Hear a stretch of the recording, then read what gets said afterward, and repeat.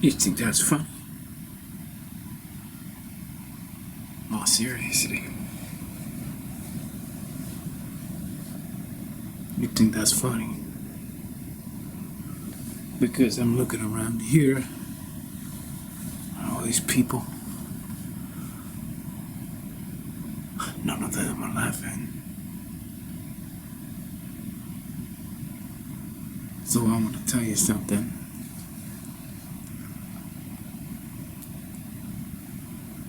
Joe Pesci, my father, every day in the morning, he'd be at the bottom of the stairs. And there was, stairs.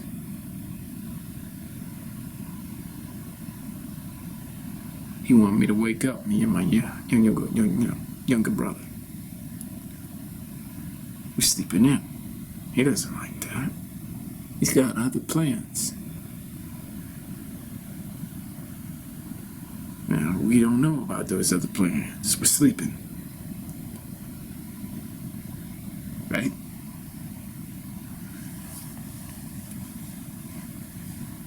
We're sleeping.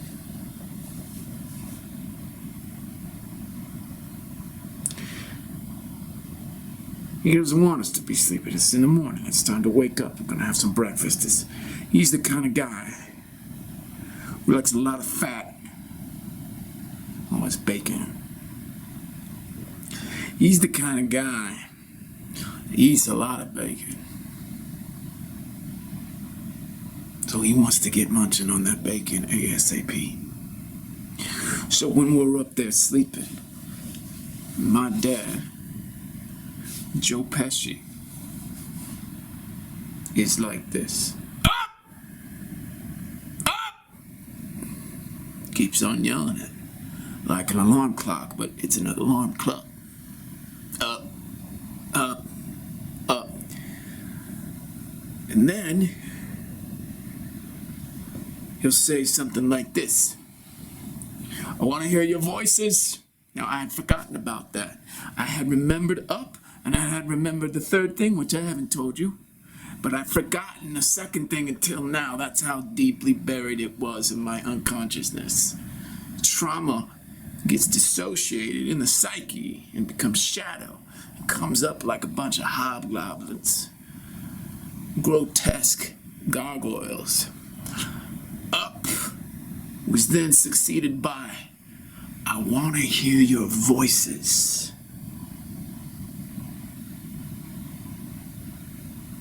And then when he heard our voices, it was just this litany of complaint. I'm up. I want to hear your voices. We're up, up, we're up. I want to hear your voices. We're up. Okay, we're up, Dad. We're up. I didn't call him Joe Pesci because for me he was Dad. He was Dad to me. And then, when he had heard our voices enough, he would say, feet on the ground. Feet on the ground. Feet on the ground. Feet on the ground. It's like it's fucking military with Mr. Pesci.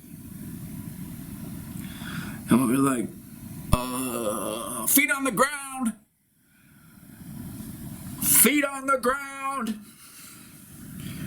And so we're like, oh, man. I still remember the carpet. It's that vanilla carpet with little bristles, like toothbrush bristles. But the bristles were like that long, you know, like half an inch. And so we would get on and we would walk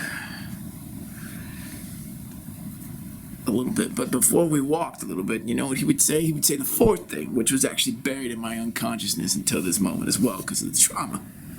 It would be, show me your faces. Show me your faces. And we would be like zombies walking out into the big open space or at the top of the stairs so he could see our faces, me and my younger brother. So it was up, I want to hear your voices, feet on the ground, show me your faces. And by that time, we're fucking pissed, right? Because this is the last shit you want to hear when you're waking up in the morning. Up, I want to hear your voices, feet on the ground, show me your faces. And because, you know, my name's Mark and my younger brother was Matthew, it would be like this, Matthew! So you can see why I've got a lot of issues today. A lot of stuff is buried deep down in the cellar of my unconsciousness because you know, it's fucking hard. It's fucking hard, you know? Right now, the United States of America just is going through a coup. And I got this shit down in my basement. So I got all these goblins coming up for a breath of fresh air and a drink of water.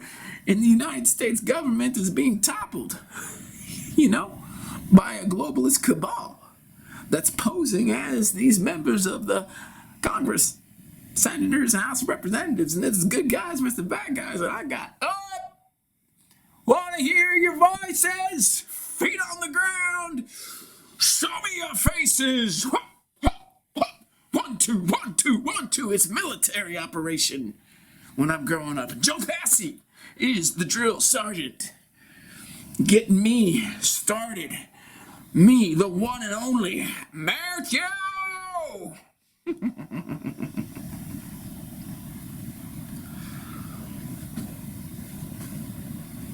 Little did Joe know, he'd planted a seed in me. Planted a seed.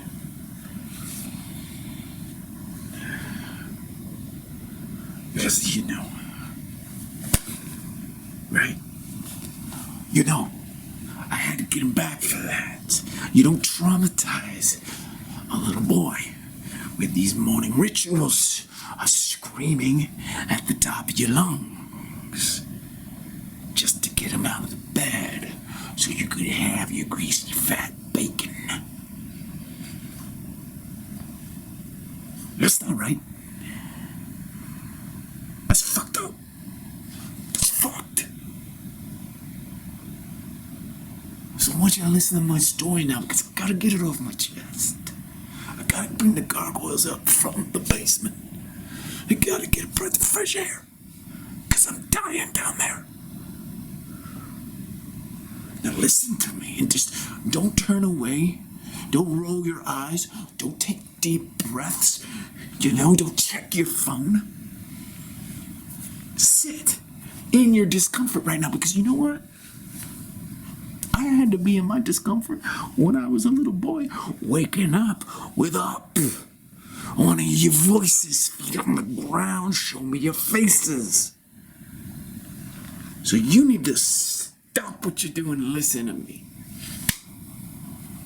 Listen to me. I deserve it. I deserve as much. Now, where was I? You like bacon, okay? Who doesn't like bacon? That's not the point. Don't get distracted. Focus on me now. Focus on me. I grew up under Joe Pesci, drill sergeant, became a great actor.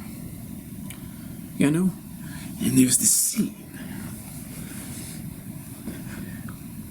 You think I'm funny? You think I'm funny? What I want to tell you about that scene, and I had an argument with my father about that scene because he received a lot of recognition for his ingenious performance in that scene. But what about Ray Liotta? What about Ray Liotta? You gotta understand something about my father. He likes to chew up the scenery and steal the scene. And he was brilliant, don't get me wrong, but what about Ray? What about Ray? Because you see how he laughed? Did you see that? And how nervous he was? Like he thought he was gonna get a bullet in the head? I mean, Joe Pesci, my dad, I love my dad. My dad was amazing. But what I like to do is represent. I like people to understand the true genius in their midst. So I'll be straight with you. I'm a Ray Liotta guy.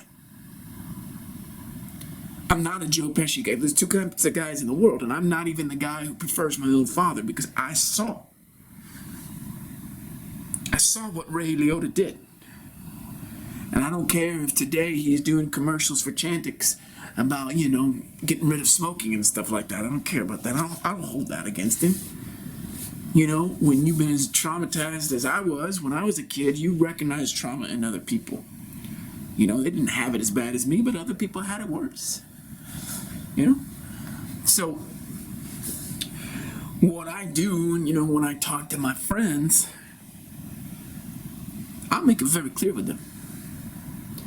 I'm like, are you a Joe Pesci guy? Or are you a Ray Liotta guy? Because, and they're conflicted. Because they know my pedigree. They know I'm a Pesci. Right? They know.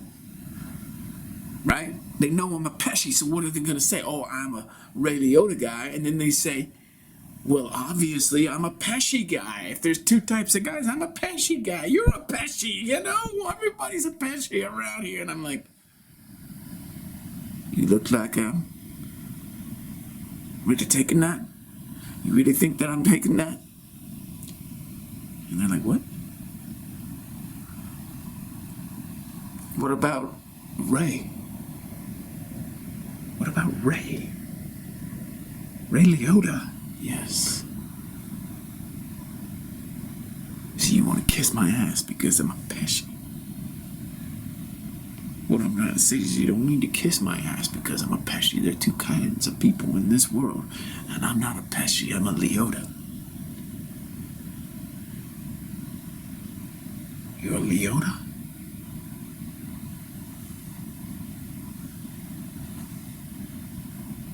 I'm a Liotta. didn't know. Of course you didn't know. You didn't study. You didn't think.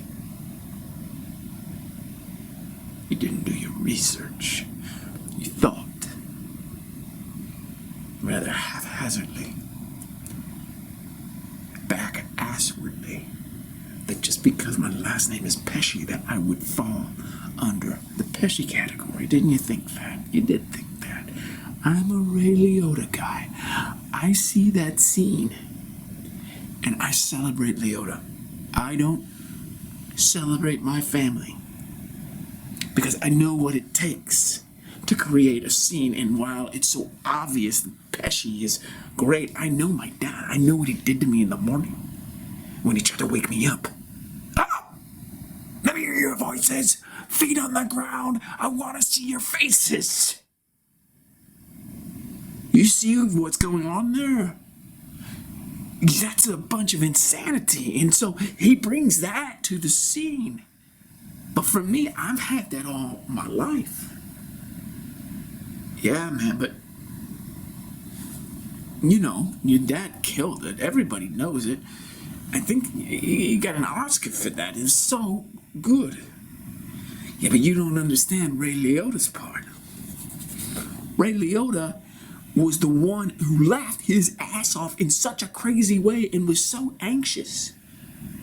And yet laughing, and the laughs were over the top, but real.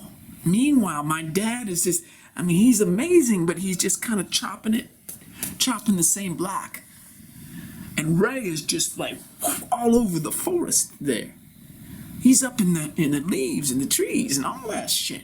He's down scurrying with the squirrels and in the ground with the moles and running around like a deer in the headlights and flying out over and soaring in the sky because he's a bird, a magical bird aloft. And my daddy's just down there with that axe, cleaving the wood. Whoosh, whoosh. That was pretty poetic, but I don't know what you mean, because if it weren't for Joe saying, "You think that's funny? You think that's funny?" I mean, Ray wouldn't have nothing. Yeah, but what I'm saying to you is I know my father. He depended on Liotta. And if Liotta hadn't given him that, then my daddy would not have killed it like he killed it. He was interdependent, almost codependent on Ray. I don't know. I don't see it that way, because I'm just like, those lines that your father spoke were immortal. Yeah, but you gotta realize something. I want you to understand something. You did not get those lines every morning, right? All he wanted was his bacon, and then he just terrified and terrorized us with those hollers from the bottom of the staircase. That's what I saw in Goodfellas with my pops. That was my pops. Okay? So I know that it wasn't all as ingenious as you think. That whole scene was about him and his love for bacon, sublimated into some kind of energetic exchange with the Mr. Liotta. Well, okay, that's all right, but do you realize that you don't even know Ray Liotta? That if you were Ray Liotta's son, you'd probably favor Joe Pesci's performance. Oh, you think so? Yeah, man, I just think, the way it works with a lot of people is they get really accustomed to something and they take it for granted because they're so close to it. But you don't know Ray Liotta, so you value his performance because, he didn't wake you up in the morning. You think so? Yeah, man, I think so. Well, you don't know shit then. See, you don't know what I know. Well, what do you know? Wouldn't you like to know? Man, come on. I'm not gonna play games with you. I don't, No. Wouldn't you like to know? Wouldn't you like to know what I know? I mean, I don't know. Do you think so? No. I'm laying down the law. Here. I am laying down the law now. So I want you to tell me. Do you know what I know? Do you know what I know? Oh, man, come on. Dude, I thought we were just having a friendly banter here. We're just, going back and forth, being philosophical about theater, about film, and, No, but that's what you do. You make everything lukewarm. It's all swamp for you. Because you're a Pesci fan. You don't get that crystal clear lucidity and clarity that comes from the Liotta camp. You don't get that. And that's my problem with you. I've always had a problem with you because you lack the clarity. You're muddled in your mind. You're Mr. Muddled Mind, man. And that's why you prefer my dad over the obvious genius of the scene, Ray Liotta. So you either comply with my analysis, or we're gonna have some words. Oh man, you're over the top, brother, because you're sitting here trying to force me to believe in your opinion, and as opposed to your own dad. So I'm just thinking that you have some kind of edible thing. An edible thing. You think I want to eat my dad? No, man. Oedipus. Who the fuck is Oedipus?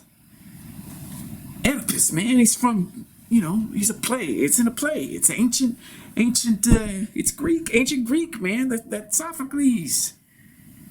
Oedipus. Oedipus was the father. Is this what you do? You lose in an argument, so you gotta bring up some kind of dude from the past? Make your argument? Is that the argument, what do they call that? Argument from, argument? No, man, I'm just telling you. Maybe you have an edible. I ain't got no edible shit. I said edible. Don't bring in that shit up. Man, you're getting really hard to talk to these days. I noticed that. Like, you just stressed out. And I think maybe it's because of this pandemic. No. See, that's the shit that everybody says when I get up in their face and I present the facts. See, you don't have what I got. I lay down the law in every single conversation that I have because I'm Joe Pesci's son. And I know how to lay down the law, but what I'm trying to do is lay down the law with you to help you differentiate between the genius of Ray Liotta in that immortal scene and the brilliance of my father. My father was brilliant, but he was not the genius that Ray Liotta was. There are two types of people in this world, the Liottas and the Pescis, and I'm laying down the law with you. And you're either going to come to my side of this line, or you and I are not going to be talking anymore. Do you understand what I'm saying? Get your fucking feet on the ground. Let me hear your voice up. Let me see that face. Whoa. All right, man. You're over it. You're over fucking bored. Right? We come here, we have these chats out here in this playground, and when we do that, people start circling around us and wondering what the fuck we're talking about. And you call me here every single weekend to have this conversation, and I'm not budging. I'm not stepping over the line. You're not stepping over the line? Did I hear you correctly? Did you say you're not stepping over the line? Yeah, man. I'm not going to step over the line because that is my line too. There is a line that I draw in the sand of the playground here in the Bronx. I'm not going to step over the line because it's my line. No, it ain't your line. There are two types of people in the world. Those who have a line and those who do not have a line. And this line is mine. I'm laying down the law for you and for me. Two types of people in the world, the Liottas and the Pescis. If you're not with the Liottas, you're not with me. But that's fucked. Man, that is fucked because you are a Pesci. You're a Pesci. You need to be real. You got to be real with who you are. You're playing games with yourself. You have had a trauma with your father. It goes back to when you were a kid, and it's all wrapped up in bacon. But those bacon over those figs, and it's delicious, and you ate the bacon and the fig at the same time, and you're like, this is the best thing I've ever fucking tasted in my life. That's your problem. See, because everything in your life has been great because you're a Pesci. You're a Pesci, but you don't own that shit. And you feel like you gotta rebel against your father by being a Liotta. And you subvert that scene. That scene's immortal. And you keep on saying, oh yeah, it's Liotta. And every week we get here, you're always arguing on behalf of Liotta. You're saying, oh my God, think about that laughter. Think about that nervousness.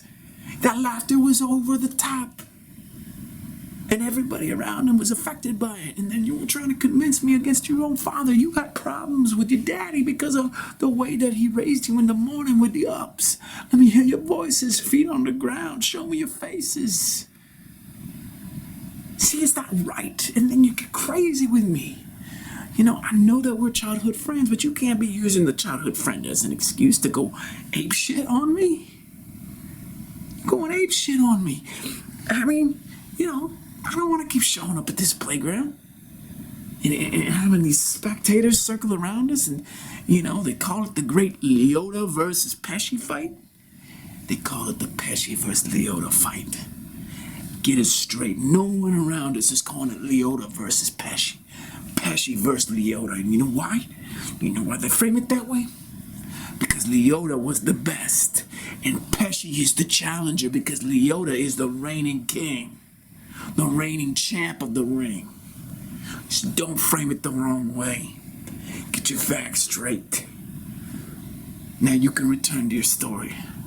Yeah, I don't need you to tell me I can return to my story. I'm gonna return to my story whenever I want to return to my story. Oh, you don't give me that lip. I'm gonna give you whatever I give you. All right. Step over the line. Step over the line. You think I'm funny? Step over the fucking line, motherfucker. Let's end this friendship right now. Because I would rather you get the truth than be my friend if you can't handle the truth. Oh, now you're mixing up your films. Now you're mixing up your films. Now that's cheap. That's. Do not bring in a few good men with good fellas. I do what I want. I'll do what I want. Because I gotta say, the only one who's comparable to my main man, Liotta, is Jack Nicholson. Oh shit. Well, you know Jack Nicholson looks like Joe Pesci. Jack Nicholson does not look like Joe Pesci. Are you fucking out of your mind? Now maybe Tom Cruise looks like Ray Liotta. Okay? Maybe. Dude, you are losing your mind. I love you, bro, but you're losing your mind. You're coming apart at the seams. It's like you watch too many movies and you got too much anger against your pops. You're obsessed about this bacon because you've gone vegetarian. No, man, I am not gone vegetarian. Don't even get me in that vegetarian camp. I have gone vegan. Joaquin Phoenix vegan. All right, well, yeah, man. You've gone vegan, vegetarian. What's the difference? The difference? There are two types of people in this world. The Liottas and the Pescis. The Liottas are vegans. The Pescis are vegetarians. There's a world of difference between them. So you need to get that straight. You can't come in here, in the ring, in this park with these spectators and be conflating differences like that, my man. My brother, you cannot be doing that. Because that will piss me off. And then we're going to have words. Right? We're going to have words, you and I. You got a chemical imbalance, man. You got a hormonal imbalance. You're a vegan, and you're just not getting the right nutrients and the minerals and the vitamins in your diet. You're not getting enough protein. And so what happens is you get all crazy with your ideas. All these ideas about the Liottas versus the Pescis. That's because you're a vegan, man. And then you're like, cross this line. And every fucking week you call me here and I think, okay, maybe it's going to be different. I love my man. I love my best friend from childhood.